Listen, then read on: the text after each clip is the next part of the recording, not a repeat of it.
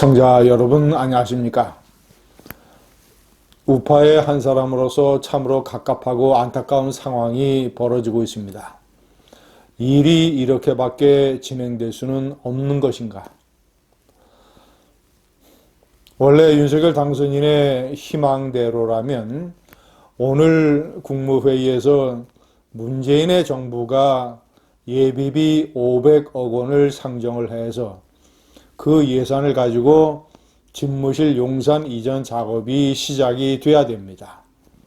그러나 오늘 상정되지 않을 것으로 보이며 청와대가 입장을 바꾸지 않는 한 다음 주에도 상정되기는 어려울 것 같습니다. 문재인 정부가 예산을 주지 않으면 이전 작업을 할 수 없고, 자, 그러면 결국 윤석열 당선인은 5월 9일 취임 이후에 자신이 대통령이 돼서 자신이 주재하는 국무회의에서 예비비를 통과시켜서 이 일을 시작을 해야 됩니다. 자, 그러면 아무리 빨리 잡아도 2개월이 수년이 되는 것입니다. 시청자 여러분 어떻게 생각하십니까?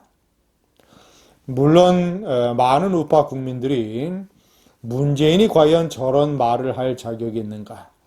청와대의 논리는 용산 이전은 무리한 결정이다. 그 이유는 안보 공백을 초래하기 때문이다. 이런 우려를 인수위에 전달하겠다. 이런 입장입니다. 문재인의 청와대가 NSC를 열고 난 다음에 입장을 바꿔서 안보라는 문제를 들고 나왔습니다. 여기에 대해서 과연 문재인이 안보라는 것을 단어를 꺼낼 자격이 있느냐?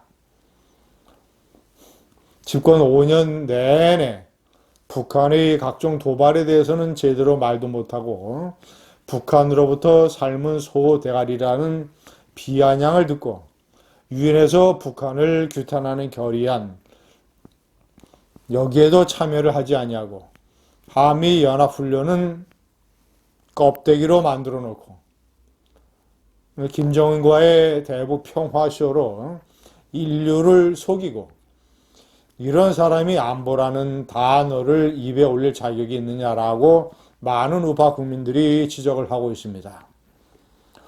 대단히 일리 있는 얘기입니다. 그러나 시청자 여러분, 현실은 현실입니다. 5월 9일 물러날 때까지 문재인이 대통령이며 이 나라의 국군 통수권자이고 국군 통수권자로서 본인이 국방부라든가 합참 이런 시설의 이전 문제와 안보를 연결을 해서 들고 나오는 것은 형식적으로 지금 엄연한 현실입니다. 자, 그리고 무엇보다도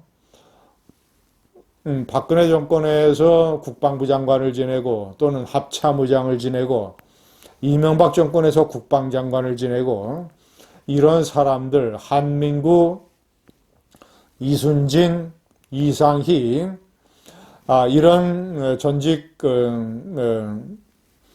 군사 지도자를 포함을 해서 모두 11명의 전직 합참 의장들이 성명을 발표를 해서 이런 식으로 두 가지 중요한 문제를 제기를 해놨습니다. 대통령 청사와 국방부 청사 합참 이런 안보의 수뇌부가 전부 두 개의 빌딩에 나란히 서 있으면 북한의 쉬운 공격 타겟이 될 수 있다. 그리고 각종 이 국방부와 합참의 지휘체계 통신, 이 C4-1이라고 불리우죠. 자, 이런 것들이 안보와 연결된 중요한 기능인데, 이런 것들을 어떻게 한두 달 사이에 쉽게 저렇게 이전할 수가 있겠는가라는 중요한 문제 제기. 두 개에 대해서 당선인 측이 아직 국민들에게 설명을 못하고 있습니다. 제가 제목에 말씀드린 대로 자, 현실이 이렇다면 차라리 잘 됐다. 윤석열 당선인은 5월 9일 취임을 하면 절대로 청와대에 들어가지 않겠다. 예, 이미 국민들에게 공언을 했습니다. 그리고 청와대를 개방을 하겠다.